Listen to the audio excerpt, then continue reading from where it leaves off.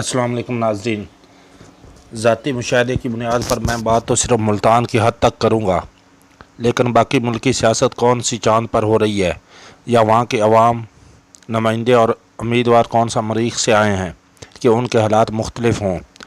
ملتان کے حالات و واقعات کو بھی پاکستان کے دیگر علاقوں کے مجموعی حالات کے قریب تاری سمجھیں۔ 2 ماہ قبل ادھر یہ حال تھا کہ لگتا تھا آئندہ الیکشن میں پی ٹی آئی کا ٹکٹ لینے والا صرف وہی شخص ہوگا جسے مسلم لیگ نون سے ٹکٹ نہیں ملے گا، اور اس نے یہ سوچ رکھا ہوگا کہ اس نے الیکشن تو بہرحال لڑنا ہے، خواہ اس کے گھر والے بھی اسے ووٹ نہ دیں۔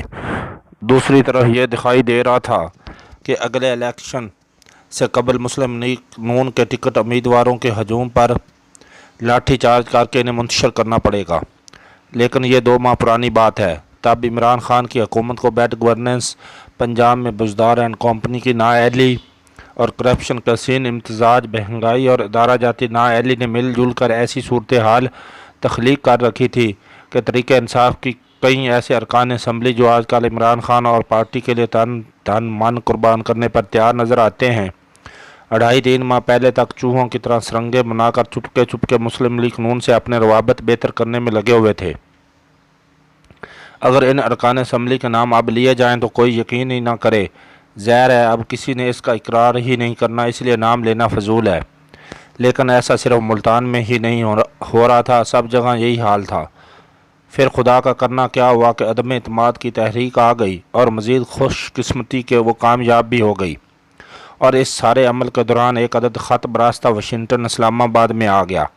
اس کے ساتھ ہی خان صاحب کی لاٹری نکل آئی، اور لاٹری بھی ایسی جس نے سب کی مت مار کے رکھ دی ہے۔ 3 ماہ پہلے میرا جو اندازہ تھا، اس کے مطابق ملتان کے 6 قومی اسمبلی کے حلقوں میں سے جس حلقے میں پی ٹی آئی کو سب سے زیادہ بری مار پڑنے والی تھی، وہ شاہ محمود قریشی کے فرزند زین قریشی کا حلقہ این 157 تھا، جہاں میرے اندازے کے مطابق یوسف رضا گیلانی کے بیٹے علی موسیٰ گیلانی کی پوزیشن کافی بہتر تھی۔ ویسے تو ملتان میں پیپل پارٹی کا المیہ یہ ہے کہ قومی اور صوبائی اسمبلی کی تقریباً ساری سیٹوں پر خود گیلانی صاحب اور ان کے بچوں نے ہاتھ صاف کر رکھا ہے۔ ان کے 4 میں 3 بیٹے فی الوقت ملتان کے 2 قومی اور 1 صوبائی اسمبلی کی نشست پر امیدوار تھے۔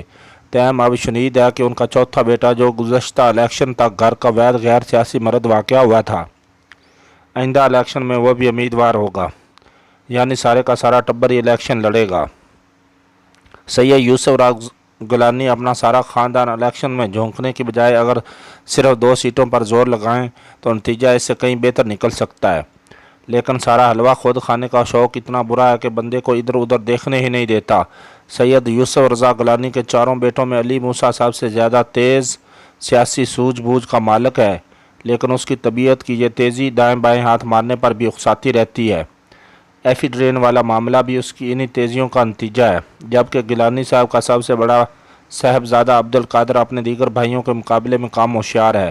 نئی صورتحال کے پیش نظر ملتان میں ایک افواہ بڑے زوروں پر ہے کہ مسلم لیگ نون اور پیپل پارٹی میں متوقع سیٹ ایڈجسٹمنٹ کے نتیجے میں پیپل پارٹی کو ملتان ضلع کے چند قومی حلقوں میں سے 3 حلقوں پر مسلم لیگ نون کی حمایت حاصل ہوگی۔ یہ 3 حلقے این 157، این 154 اور 158 ہیں، اور ان پر صرف گیلانی خاندان امیدوار ہوگا۔ تاہم اگر سید یوسف رضا گیلانی اس دوران چیئرمین سینٹ بن جاتے ہیں تو وہ قومی اسمبلی کا الیکشن نہیں لڑیں گے۔ میں اس زوردار خبر کو محض افواہ اس لیے کہہ رہا ہوں کہ ایک خبر کے مطابق ملتان میں نون لیگ کے امیدواروں کو فائنل کرنے کے لیے جو 2 رکنی کمیٹی بنائی گئی ہے، اس کا ایک رکن احمد حسین دھیڑ ہے جو خود حلقہ این 154 سے امیدوار ہوگا۔ میری مسلم لیگ نون کے ایک انتہائی ہائی لیول کے فیصلہ ساز سے اس موضوع پر 2 ہفتے بیشتر بات ہوئی تو وہ پیپل پارٹی سے سیٹ ایڈجسٹ کے حوالے سے کھلکھلا کر ہنس پڑا اور کہنے لگا، خالد صاحب کیا ہم آپ کو اتنے احمق اور بے وقوف نظر آتے ہیں کہ اپنا سیاسی ورثہ اپنی مخالف سیاسی قوت کو سونپ دیں؟ اپنے ہاتھوں سے اپنا بیڑا غرق کون کرتا ہے؟ میں نے پوچھا، اور وہ زرداری صاحب کا مطالبہ کا کیا بنے گا؟ کہنے لگا، اس کا ہم کوئی اور حل نکال لیں گے، لیکن پنجاب میں ہم اپنی سیاسی اور انتخابی طاقت کسی کے حوالے نہیں کریں گے۔ ایسی صورتحال میں مستقل کے حوالے سے جو امکانی منظرنامہ نظر آ رہا ہے، اس میں 3 قومی حلقوں پر کافی गड़मस मचने का इम्कान है। एक हल्का N154 है जहां से मुस्लिम लीग नून की तरफ से PTI का मुनर्रफ MNA अहमद हुसैन ढीड़ भी उम्मीदवार है और ब्रिगेडियर कैसर मैं भी बज़्म खुद उम्मीदवार है।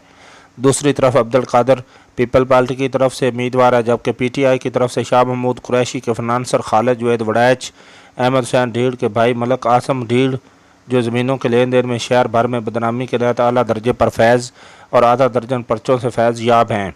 इधर सीनेटर ओन अब्बास बिप्पी अपने भाई जमशेद अब्बास बिप्पी के लिए भी बड़ा ज़ोर लगा रहे हैं।